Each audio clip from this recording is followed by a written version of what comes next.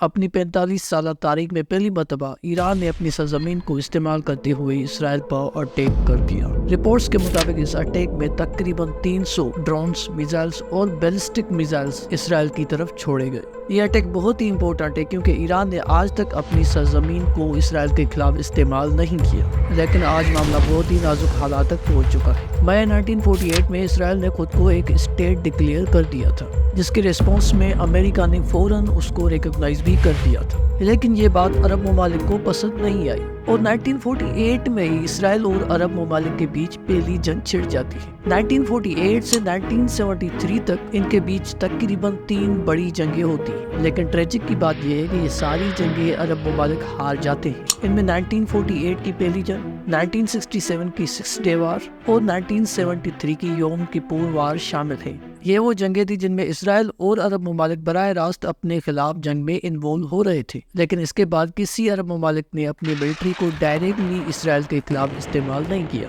یعنی کہ کوئی بھی انٹر اسٹیٹ وار ان کے بیچ دیکھنے کو نہیں ملتی، بلکہ اب وار کا رخ تبدیل کر دیا جاتا ہے۔ اب یہ جنگ پروکسیز کے تھرو چلتی ہے۔ پروکسیز کا مطلب یہ ہے کہ چھوٹے چھوٹے گروپس کو بنا دینا اور ان کو استعمال کر کے اپنے اسٹریٹجک آبجیکٹیوز کو حاصل کرنا ہوتا ہے۔ مڈل ایسٹ ریجن کے اندر بہت بڑی پروکسیز ہیں، اس میں لبنان کا حزب اللہ، پیلسٹائن کا حماس اور یمن کے حوثیز شامل ہیں۔ مانا یہ جاتا ہے کہ ان پروکسیز کا سب سے بڑا لیڈر ایران ہے۔ ان کو ایران کی طرف سے سپورٹ ملتی ہے اور ایران انہی کو استعمال کرتے ہوئے اپنے اسٹریٹجک آبجیکٹیوز بھی اچیو کرتا ہے۔ اس کا ایران کو انٹرنیشنل لیول پر ایک فائدہ بھی ہوتا ہے کہ کوئی بھی اسٹیٹ اس پر ڈائریکٹلی الزام نہیں لگا سکتا اور ایسے اسٹریٹجک آبجیکٹیوز بھی اچیو کیے جا سکتے ہیں۔ یہ ایران ہی نہیں بلکہ بہت سارے کنٹریز پروکسیز کو سپورٹ کرتے ہیں، جس کے ذریعے وہ دنیا کے میجر ایشوز میں انڈائریکٹلی انوالو بھی رہتے ہیں۔ لیکن معاملہ دنیا کی آنکھ میں تب آتا ہے جب ایران نے ڈائریکٹلی اسرائیل پر اٹیک کر دیا، اور ایسا ایران نے کئی دہائیوں سے نہیں کیا تھا۔ اس اٹیک کے بعد کئی سارے سوالات پیدا ہو گئے ہیں۔ سب سے پہلا سوال یہ ہے کہ ایران آخر ایسا کرنے پر مجبور کیوں ہوا؟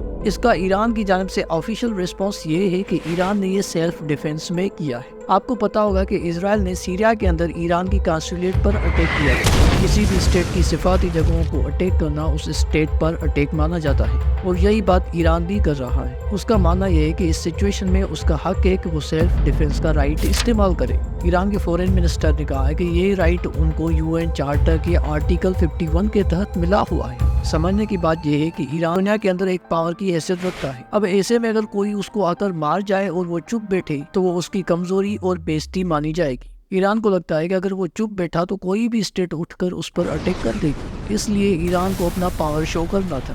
اس سے ایران نے دنیا کو کلیئرلی سگنل دیا ہے کہ ایران پر اٹیک کبھی بھی برداشت نہیں کیا جائے گا اور ایران کبھی بھی چپ نہیں بیٹھے گا۔ ایران نے ساری سچویشن کا امریکہ کو پہلے سے ہی آگاہ کر دیا تھا، بلکہ ایران نے اس آپریشن کا نام آپریشن ٹرو فرینڈ بھی رکھا تھا۔ اب اس ساری ڈیولپمنٹ کے بعد دنیا کی نظر صرف اور صرف ایک اسٹیٹ پر ہے، اور وہ ہے اسرائیل۔ ساری دنیا کا توجہ صرف ایک پوائنٹ پر مرکوز ہے کہ اب اسرائیل کیا کرے گا۔ اس ساری سینیریو کے بعد اسرائیل ایک کمپلیکس سچویشن سے گزر رہا ہے کہ وہ اٹیک کرے یا پھر ریسٹرینٹ۔ خفیہ رپورٹس کے مطابق یہ بات کی جا رہی ہے کہ امریکہ نے اسرائیل کا ساتھ دینے سے انکار کر دیا ہے، اور امریکہ نے اسرائیل کو واضح کر دیا ہے کہ وہ کسی بھی ایران کے خلاف اسرائیل کے اٹیک میں اس کی حمایت نہیں کرے گا۔ اس کے ساتھ اگر ہم پوری ویسٹرن دنیا کو دیکھیں تو وہ ریسٹرینٹ کا لفظ استعمال کر رہے ہیں، اور اگر ہم ایسٹرن پاورز یعنی کہ چائنا، انڈیا اور روس کو دیکھیں تو وہ بھی کہہ رہے ہیں کہ سچویشن ڈی اسکلیٹ ہونی چاہیے۔ لیکن پوائنٹ کی بات یہ ہے کہ پوری مغربی دنیا نے ایران کو سیورلی کرٹیسائز بھی کیا ہے اور کیٹیگوریکلی کہہ دیا ہے کہ وہ اسرائیل کے ساتھ کھڑے ہیں، جس کے نتیجے میں اسرائیل انڈائریکٹلی انکریج ہو سکتا ہے اور کوئی بھی اٹیک کر سکتا ہے۔ بائیڈن نے تو یہ بھی کہہ دیا ہے کہ اس کی ایڈمنسٹریشن سارے خدشات سے ویجیلانٹ ہے اور وہ اپنے لوگوں کو پروٹیکٹ کرنے کے لیے کوئی بھی قدم اٹھا سکتی ہے۔